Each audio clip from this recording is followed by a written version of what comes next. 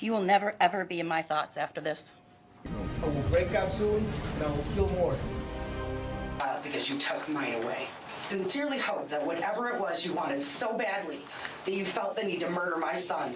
This is TJ Lane, who's facing charges for multiple murders in Ohio.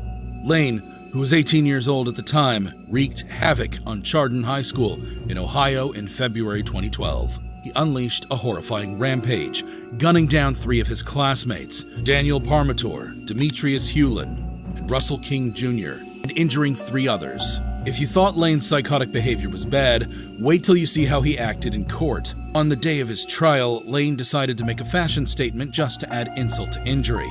He wore a blue button-down shirt, and as if that wasn't enough, he unbuttoned it to reveal a white t-shirt with the word "killer" boldly written across the front.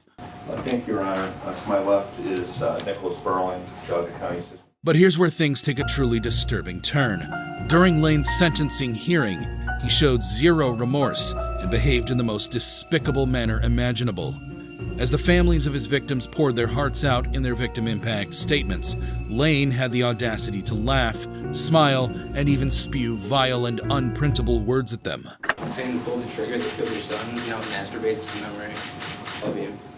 What kind of monster does that? Daniel Parmentor's mother, Dina Parmentor, also had some strong words for Lane, but he only chuckled. My son Danny, you are a killer. You're a pathetic excuse for a human being. In fact, you're not even a human being. You don't deserve to be called human. You're a monster and will forever be titled a triple murderer. I have many more words I wish I could say that would express my pure disgust and hatred for you. But unlike you, as we've seen today, I obey the law. And that's why I'm standing here, a free person, something you will never be. I hope you have a cold, rough, unkind, harsh prison life with monsters like yourself. Despite his antics, the victims' families stood strong, condemning Lane's repulsive behavior and calling him out for the cold-blooded killer he is. They stated their hope for him to be locked up for the rest of his life. I strongly feel that he deserves to spend the rest of his life in prison without any option of parole. And treated like the animal he truly is. You need to spend the rest of your life in prison with monsters like yourself. One survivor, Nick Walczak, who was left paralyzed after Lane shot him multiple times, was present in court. The judge himself expressed his disbelief at Lane's actions, stating that the motive behind the rampage was still unknown. In the end, Lane was sentenced to 3 life terms in prison without the possibility of parole. There's no doubt that Lane's crimes and behavior in court were disgusting. However, it was not the only time a convict laughed in court. There's the case of Tyrell Webster, who's facing charges for the gruesome murder of Grover Cleveland Watson Jr. in Ohio. In April 2012, Tyrell shot and killed Grover Cleveland Watson Jr. during an argument at a home on Osage Avenue. According to Watson's sister, Carolyn O'Brien, the argument escalated after Webster turned violent toward his own pregnant girlfriend. Tyrell Webster was born to a life of crime. He was the brother of Lonnie Webster, the notorious tri-state killer who's serving decades in prison. Although his crime was horrible, his attitude in court was nothing short of disgraceful. During the sentencing hearing, the victim's sister addressed Judge Lubers, recounting how her brother was killed on his birthday. And he was taken from us on my brother's birthday, which hurts very, very. She initially expressed forgiveness towards Webster, explaining that he didn't fully comprehend the consequences of his actions. Mouth just to ask God to forgive you because you didn't know what you were doing. This is when Tyrell laughed. O'Brien, who is legally blind, asked the judge for assistance in locating Tyrell in the courtroom so she could look him in the eye while speaking. As O'Brien spoke, Judge Lubers informed her that Webster was laughing at that moment. Just so you know, he's laughing right now. O'Brien fired back with a powerful response, telling Webster that his laughter would soon fade once he was locked behind prison walls for the rest of his life. She even made a rather colorful remark, implying that he would become somebody's girlfriend there. I really don't care about this because you know what, you laughing now, but the moment they get you behind those prison walls for the rest of your life, you will be somebody's girlfriend, and that smile will no longer be on your face, it will be tears. If there were hopes of any leniency for Tyrell, it quickly vanished during his sentencing hearing when Judge Jody Lubers asked routine questions about his education. Webster arrogantly responded, "Do that matter?" and let out an audible groan. Do that matter? Yes, it does. The jury wasted no time deliberating after the 2-week trial. In just 1 hour, they returned with a guilty verdict, convicting Webster of murder. In the end, Webster received a sentence of 18 years to life in prison. However bad you think Tyrell Webster's case was, it can't be compared to the infamous case of Donta Wright, who's facing charges of murder in Detroit, Michigan. Wright recently pleaded guilty to armed robbery, felony firearm, and second-degree murder in the tragic shooting death of Jordan Klee, an 18-year-old. Wright didn't hold back the details. He confessed that he and 2 of his buddies were out to rob Klee when he callously shot him in the back of the head. As if his brutal murder was not bad enough, Wright put up a behavior that shocked everyone in court. The 17-year-old convicted killer seemed to think his sentencing hearing was a comedy show, as Klee's mother bravely stood up to make her victim impact statement during Wright's sentencing hearing. Jordan's cousin, she's asked me to read this on her behalf. Jordan Michael Klee, born July 26, 1998. Murdered October 4th, 2016. I've lost my only child, my son, my baby, my friend. More than that, I've lost laughter and love. I no longer have the hope of having grandchildren. I've lost the enjoyment of holidays and birthdays and of everyday life. But now in my life, I walk this journey alone. I no longer have that luxury because that was carelessly and cruelly taken. What does this kid do? He starts smiling and acting as if he did nothing wrong. He even postured like a top celebrity and told his family he would be out soon. I'll be home soon, or I'll be Keon. I love my family. Even the judge couldn't believe his eyes. That's all you got to say. Judge David Swartz had had enough of Wright's disrespectful behavior.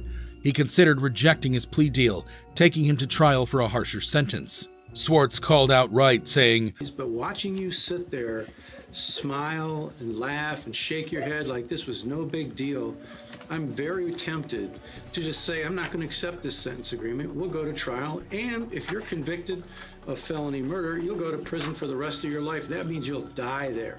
That's what I'm tempted to do. And honestly, I can't blame the judge for feeling tempted to throw the book at him. But Wright's attorney jumped in to defend his client's behavior. He said Wright's constant smiling wasn't meant to be disrespectful. Your Honor, my client asked me to apologize to the court. His smiling was in no way meant as disrespectful either to the family, to the victim, or to this court. My client is 17 years old. He has some emotional problems and frankly was scared. In the end, justice did prevail, although not as harshly as some might have hoped. Wright was sentenced to 23 to 50 years in prison. It can be said that Donta Wright got away with his unremorseful and provoking behavior. However, it's not every time that infuriating smirks from convicts are ignored, like in the infamous case of Michael Madison, who's facing charges for multiple murders in Ohio. Madison, 38, was a convicted sex offender turned cold-blooded killer who was found guilty of multiple counts of aggravated murder and kidnapping. His gruesome crimes involved the murders of 38-year-old Angela Deskins, 28-year-old Shatisha Sheely, and 18-year-old Sherelda Terry. Madison's crimes were truly horrifying. The victims' bodies were discovered wrapped in garbage bags near the apartment building where he resided. The stench emanating from a shared garage caught the attention of a cable television worker, leading to gruesome discoveries. His lack of remorse and how he acted in court are even more horrifying. Things took an unexpected turn when Sherelda Terry's father, Van Terry, was called to give a victim impact statement. When he walked up to the stand, he turned to face the monster that killed his teenage daughter, and Michael smirked at him. What happened next was unpredictable. In a fit of raw emotion, he lunged at Madison, trying to get his hands on the smirking serial killer and wipe away the silly laugh from his face.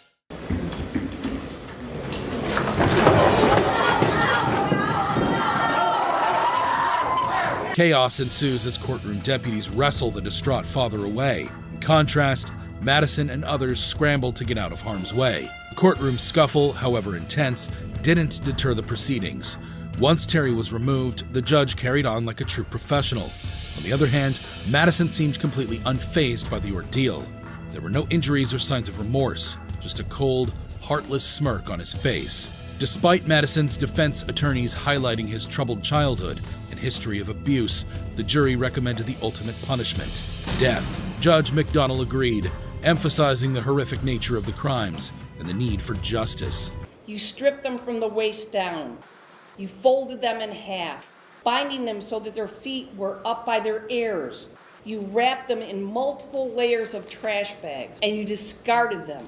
Some killers may only laugh at the victims. However, there are those who do not only laugh, but threaten to kill more people, like Luis Enrique Monroy Bracamontes, who's facing charges for multiple homicides in Sacramento, California. Bracamontes is on trial for the senseless killing of 2 Northern California sheriff's deputies. Bracamontes is a Mexican citizen who repeatedly entered the United States illegally, while his wife is American.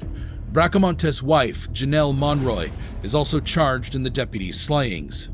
The defense team has argued that the anti-immigrant sentiment fueled by President Trump has tainted their client's chances of receiving a fair trial. They even tried to enter a plea of not guilty by reason of insanity, but to no avail. If you think murdering 2 cops is bad enough, Mr. Bracamontes will shock you with his outburst and lack of remorse in court. The prosecutor, Rod Norgard, starts his opening statement, describing the intense firefight that tragically claimed the life of Deputy Danny Oliver. Detective Mike Davis left Deputy Scott Brown retreating under heavy fire. Bracamontes laughed and called Deputy Brown a coward. As if that was not enough, Bracamontes proudly declared his intention to kill more officers, showing zero remorse for his heinous actions. But it doesn't stop there. He taunted the jury, claiming he would break out of prison, kill more people, and show complete disdain for the entire trial process. Break out soon, and I will kill more. The judge, Steve White, had to step in and warn Bracamontes to remain silent. Be silent. Be silent. While the defense attorneys argued that these outbursts were clear signs that their client was mentally unfit to stand trial. Can you blame them? Despite all the chaos and disruption caused by Bracamontes, the judge has ruled that he is competent to stand trial. He was found guilty on 2 counts of first-degree murder with special circumstances and sentenced to death.